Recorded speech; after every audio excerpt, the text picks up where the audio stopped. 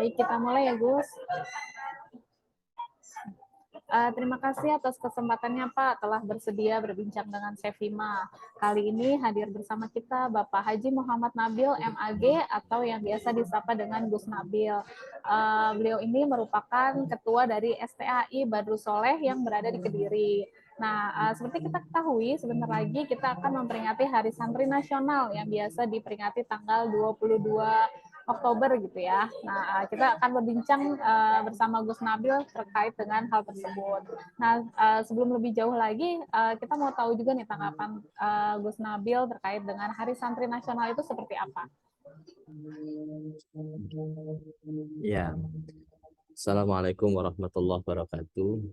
Bismillah, alhamdulillah, wassalatu wassalamu ala rasulillah wa ala alihi wa sahabati wa mawalah amma ba'du.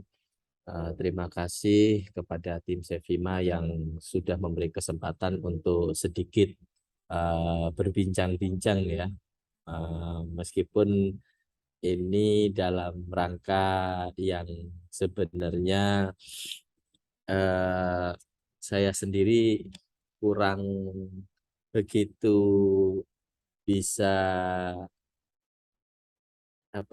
kalau bisa dibilang powerful gitu ya, karena sebelumnya saya juga mohon maaf, kemarin saudara saya itu baru saja meninggal tadi malam ya.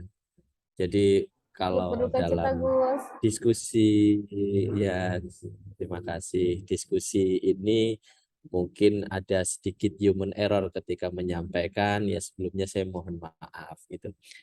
Tentang terkait Hari Santri, ini bagi kami ini memiliki akar sejarah yang sangat kuat, di mana tanggal 22 Oktober ini di masa kolonialisasi merupakan hari kita untuk memperjuangkan dan mempertahankan kemerdekaan.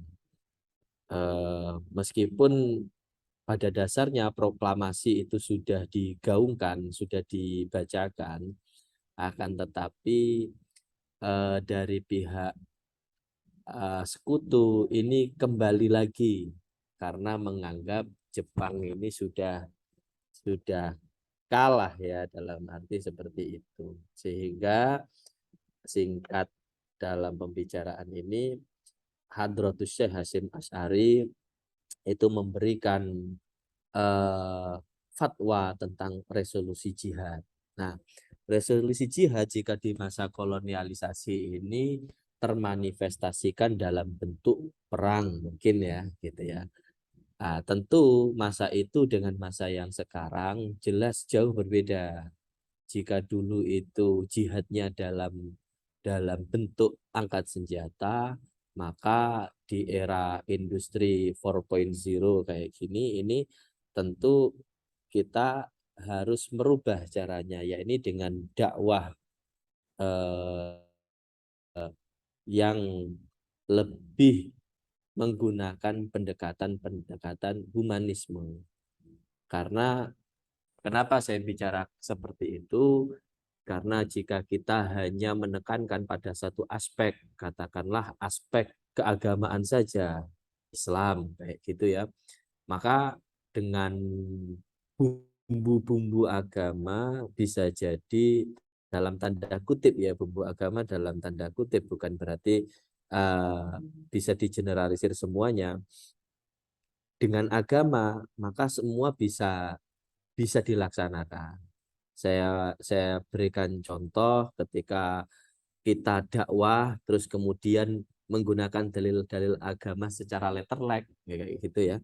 Itu salah satu ayat yang saya sebutkan, man baddala dinahu faqtuluhu, orang yang keluar dari agama Islam harus dibunuh. Lah ini kan kalau hanya bertendensi pada satu ayat atau satu hadis saja, maka ini nanti jadinya radikal. Nah, padahal Islam itu dinun wa daulah. Islam itu ya agama, ya kebangsaan. Apalagi ketika kita memahami di masa seperti ini, dan Indonesia dalam konteks keindonesiaan bukan hanya ditempati orang-orang Islam saja, tapi orang-orang yang lain. Orang-orang yang lain itu non-muslim, katakanlah seperti itu. Kalau tidak bisa menganggap mereka sebagai saudara sesama agama, maka ya harusnya kita bisa memahami bahwasanya mereka saudara sesama manusia. Kalau bahasa kita itu ukhuwah basyariahnya itu juga harus dipertimbangkan gitu. Jadi harapannya ke depan ini bagaimana? Tentu satu, sebagai seorang santri kita harus memiliki kontribusi dan dedikasi terhadap bangsa, jangan hanya pada orang Islam saja. Jadi katakanlah kalau dakwah ini saya mengutip sedikit apa namanya eh, para kiai ya. Para kiai itu yang biasa namakan kiai itu yakni yang zurunal ummah bi'ainir rahmah, yakni melihat umat dengan pandangan kasih sayang. Nah, santri pun juga harus seperti itu. Jangan terus kemudian dakwah dengan cara yang kaku gitu. Dengan cara kita lebih fleksibel, terus kemudian menekankan dakwah yang ramah bukan dakwah yang marah-marah. Ini nanti justru akan memberikan kesempatan terhadap non-muslim atau sesama Islam yang mungkin beda pemahaman. Karena sejatinya kita berbicara Islam juga berbicara interpretasi tentang atas Islam itu sendiri, itu kan gitu.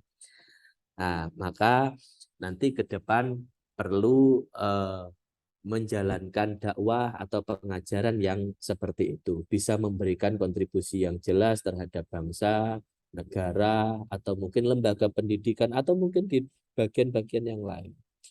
Yang kedua, perlu juga kita tekankan dengan konsep atau prinsip, ya, bisa dikatakan prinsip al-muhafadzatu ala qadimis shalih wal akhdhu bijadidil aslah. Apa itu? Yaitu mempertahankan nilai-nilai atau tradisi-tradisi yang baik dan mengadopsi dan mengadaptasi tradisi-tradisi yang lebih baik. Mungkin jika santri kalau dulu itu mungkin dakwahnya dari mimbar ke mimbar, dari masjid ke masjid, dari surau ke surau, dari majelis taklim ke majelis taklim yang lain. Mungkin sekarang bisa jadi seorang santri harus juga mau terjun ke dunia konten kreator. Ya. Mungkin ya nggak apa-apa, itu nggak ada salahnya jadi YouTuber dengan konten-konten yang Islami. Itu sudah banyak sekali ini dipraktekkan oleh para santri. Nah, santri-santri yang terus kemudian membuat YouTube dengan konten-konten yang kreatif, ada yang kontennya itu berupa diskusi, ada kontennya yang buat podcast, ada yang kontennya itu lebih lebih serius seperti apa ya? eh, Mempertontonkan, oh ini tradisi pondok pesantren semacam Bahsul Masail, ya monggo. Jadi seperti itu. Prinsipnya santri itu eh, harus jadi orang yang baik gitu saja dan bermanfaat. Nah, konteks baik dan bermanfaat ini tentu tidak harus jadi kiai ya. Kalau semuanya jadi kiai, jadi ustadz semuanya ya nanti eh, ya siapa muridnya kan gitu. Gitu. Artinya begini artinya. Untuk profesi itu nggak harus jadi ustadz, nggak harus jadi kiai. Gitu. Harus jadi orang baik. Kalau seumpamanya setelah santri ini lulus dalam dalam masa belajarnya, mungkin ada beberapa mereka yang terus kemudian berkiprah di dunia akademisi. Ada juga yang berkiprah menjadi TNI, Polri, terus kemudian politikus atau kemudian dokter dan lain sebagainya. Tapi kalau memang prinsip dasarnya sudah jadi orang baik, maka ya nanti jadinya jadi politikus yang baik, jadi dokter yang baik, jadi dosen yang baik. Karena kalau tidak baik semuanya juga ada oknum semacam itu kalau semuanya dicari gitu gitu. Jadi dengan prinsip-prinsip yang sudah saya sampaikan di atas tadi, harapan kedepannya adalah menjadi santri atau scholarship ya kan, Muslim scholarship ya itu ya, itu di segala lini itu. Jadi dakwah itu tidak harus di atas mimbar.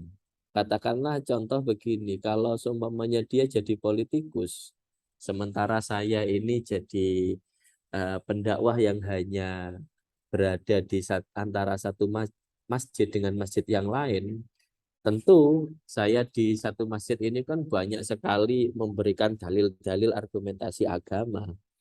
Ini tentu ya masih kalah dengan eh, satu kebijakan tanda tangan mengenai apa namanya eh, penerapan kebijakan tersebut. Saya contohkan begini. Mungkin saya hanya sebatas kalau semuanya jadi seorang khotib atau pendakwah di mimbar masjid, saya menekankan untuk ayo rajin sedekah. Ayo sedekah ini nanti manfaatnya sangat banyak, terutama bagi saudara-saudara kita yang kurang mampu. Tentu gerakan ini mungkin bisa jadi itu ya hanya satu warga masjid sekian gitu. Beda lagi kalau semuanya jadi politikus yang baik, terus kemudian memberikan kebijakan, memberikan bantuan, memberikan beasiswa dan lain sebagainya. Manfaatnya juga lebih jelas lagi gitu. Tentang uh, masalah amar ma'ruf nahi mungkar contohnya, ya, memerintahkan yang baik seperti yang saya contohkan barusan, atau mencegah kemungkaran, mencegah sebuah kemaksiatan, mencegah hal-hal yang dinilai negatif katakanlah. Lah, kalau saya di mimbar itu terus kemudian hanya memberikan pencerahan jangan ke sana karena di sana itu banyak tempat maksiat, tentu kalah efektif dengan seorang politikus yang memang backgroundnya seumpamanya dia santri dan mengetahui dan memiliki otoritas di sana. Nah, ini nanti ditandatangani untuk segera menutup tempat kemaksiatan tersebut. Menurut saya itu lebih efektif sehingga makna dakwah ini menjadi sesuatu yang lebih luas lagi. Jadi tidak hanya dimaknai dakwah ini hanya menyampaikan argumentasi-argumentasi agama, tapi harusnya sudah sampai tindak lanjut untuk memberikan kebijakan-kebijakan dan manuver-manuver yang mungkin atau bahasanya ya kayak langkah strategisnya seperti apa. Jadi seperti itu.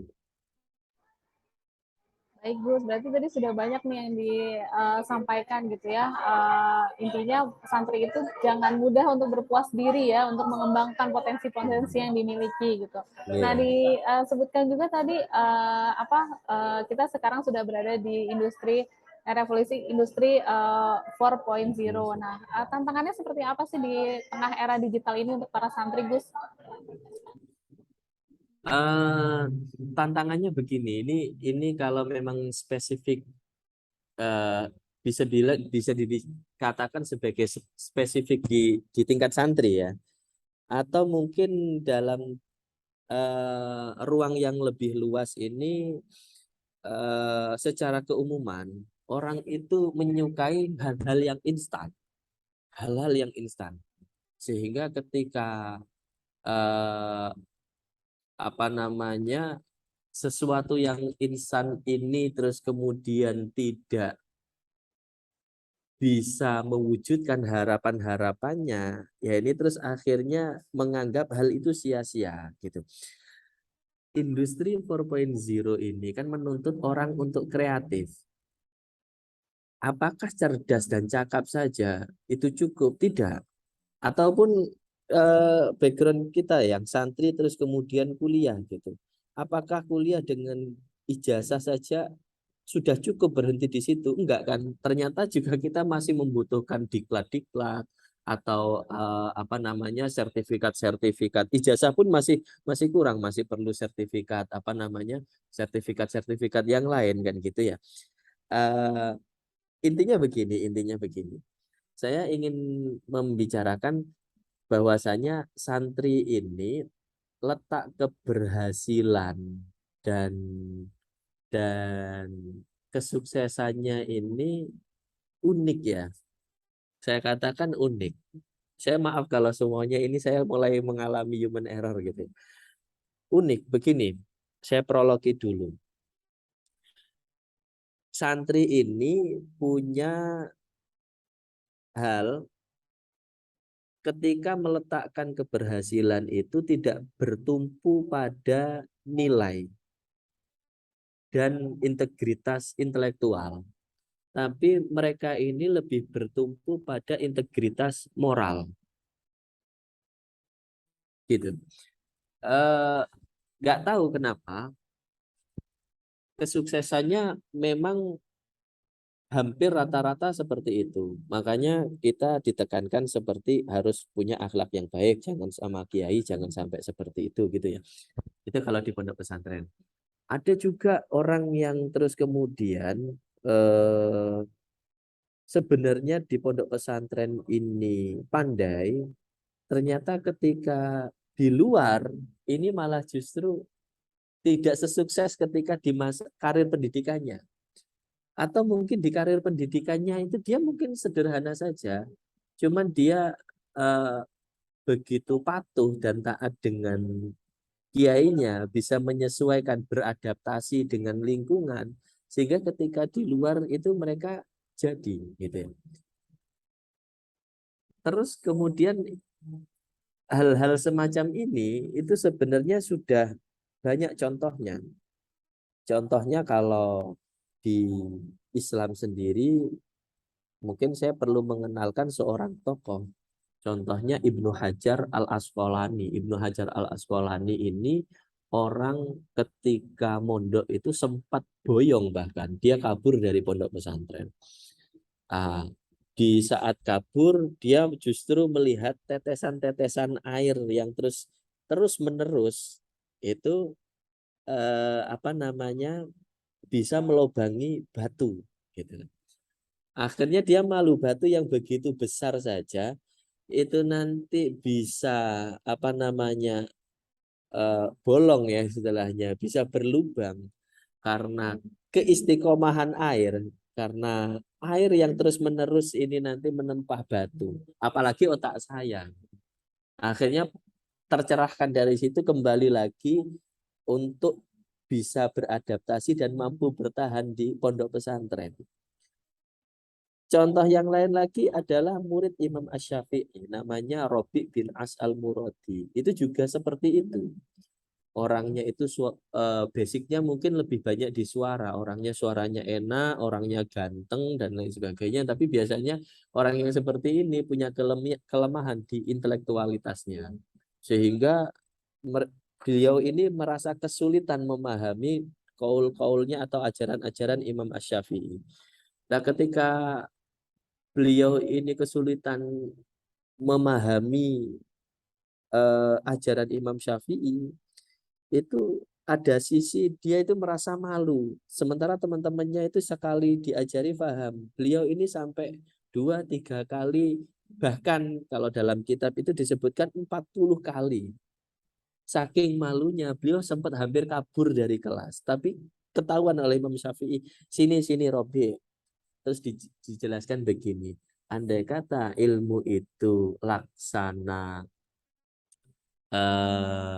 nasi, sesuap nasi, maka saya akan menyuapkan ilmu. Tapi proses untuk menerima ilmu memang harus dengan belajar, dengan istiqomah.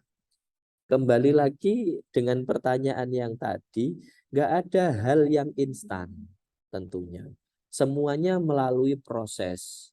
Jadi untuk menghadapi tantangan revolusi di industri 4.0, mungkin santri itu juga perlu memahami dirinya, karena ini juga menjadi tantangan ke depan, yang sabar untuk melakukan itu, untuk melakukan prosesnya, jangan bertumpu pada sisi untung dan rugi. Kalau dari awal sudah mikir, wah saya ngapain jadi seperti ini, untungnya apa gitu, ya nanti nggak akan berhasil kalau memang tolak ukurnya seperti itu gitu. Makanya santri itu begini konsepnya, kalau dakwah jangan mikir untung dan rugi, karena yang kita cari adalah rizki, bukan gaji. Kalau gaji mungkin nominal, tapi rizki itu bisa melebihi nominal tersebut. Gaji itu diatur oleh bos, rizki itu diatur oleh Allah. Sehingga ketika kita melakukan sesuatu, ya ini jangan terus kemudian bertumpu pada hal-hal itu ya, paham yang saya maksud ya kira-kira. Tapi yang penting adalah bagaimana kita melaksanakan, kalau bisa dibilang apapun itu, pekerjaan atau mungkin sisi dakwah, didengarkan orang atau tidak didengarkan orang, bekerja ada hasil atau tidak. Yang penting giat dulu, yang penting berani melangkah dulu, yang penting berani untuk mencoba gitu. Baik Gus, menarik sekali nih yang statementnya, jangan diukur semua pada nominal gitu ya. Terakhir Gus, mungkin ada pesan-pesan untuk para santri di Hari Santri Nasional tahun ini seperti apa? Pesan-pesan untuk santri untuk Hari Santri Nasional ini, untuk santri milenial, harapan saya adalah jangan melupakan identitas sebagai santri. Kenali identitas tersebut sehingga kita memiliki akar yang begitu kuat. Ketika kita menghadapi perubahan waktu, perubahan zaman, sehingga kita tidak tergerus dengan perubahan-perubahan semacam itu gitu. Karena kita sudah mengenali jati diri. Santri itu adalah orang berpendidikan. Sejak kapan santri itu dianggap orang yang terbelakang gitu. Dulu santri itu ya memang tolib gitu ya. Kalau bahasa santrinya adalah tolib. Tolibul ilmi. Mereka yang pencari ilmu. Dia yang sangat cinta dengan ilmu. Nah, saya minta untuk mengenali identitas ini, itu tentu harapan saya mengembalikan mereka kepada jati dirinya. Coba Mbak bayangkan berapa banyak santri atau pelajar sekarang itu tolak ukurnya berbeda dengan para pelajar zaman dulu. Zaman dulu itu orang belajar, kenapa kamu belajar ke sana? Karena saya mengenal di sana ada orang alim. Kenapa kamu belajar ke sana? Tentu karena di situ, kalau semuanya di akademisi, karena di situ ada profesor A, B, C. Ada ulama A, B, C yang memang kredibilitasnya, kapabilitasnya juga sudah dikenali. Gitu. Berbeda dengan orang sekarang. Kenapa kok di sana? Oh, karena fasilitasnya komplit. Kenapa kok ada di sana? Karena bangunannya megah. Sehingga ada pergeseran nilai di mana seharusnya mencari ilmu itu berguru dengan orang yang memang kapabilitasnya mumpuni, beralih ke tempat-tempat yang mungkin kalau bisa dibilang sekarang itu tempatnya ini itu ya Instagramable gitu mungkin orang-orang sekarang gitu ya, sehingga spot-spotnya itu bagus, atau mungkin di sana itu banyak teman yang seperti ini, jadi beralih sehingga kalau konsepnya kan kalau kita berpaling dari tujuannya, dari tujuan inti ya, kita sudah tidak lagi ini berarti kita mengalami pergeseran gitu. Nah, ini yang tentunya saya harap mereka kembali kepada jalur-jalur tadi.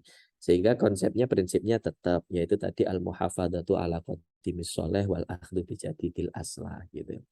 Saya mohon maaf kalau dalam penjelasan, saya memang biasanya ketika menjelaskan itu kronologi jawaban itu bukan jawaban. Kronologi jawaban itu mengantarkan pemahaman kenapa santri kok seperti itu. Karena memang mereka itu dibangun dengan paradigma yang yang Qur'ani, yang Islami, kayak gitu-gitu ya.